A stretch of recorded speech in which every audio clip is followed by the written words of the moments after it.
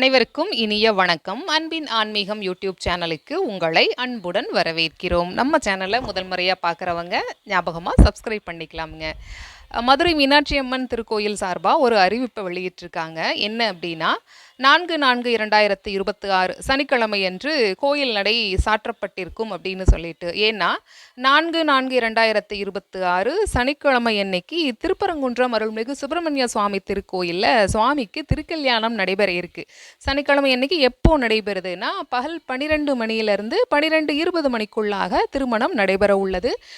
மகனுடைய திருமணத்தை காண தாய் தந்தையரான மதுரை மீனாட்சி அம்மனும் அருள்மிகு சொக்கநாதரும் கல்யாணத்துக்கு செல்ல இருக்காங்க.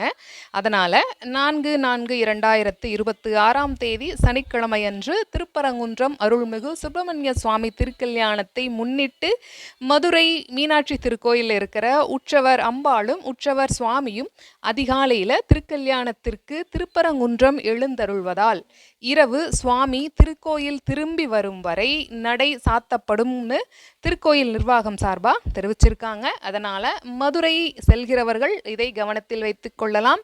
நாமும் திருப்பரங்குன்றம் திருக்கல்யாணத்தில் கலந்து கொண்டு சுவாமியோட அருளை பெறுவோம். இந்த பதிவு உங்களுக்கு பயனுள்ளதாக இருந்திருக்கும்.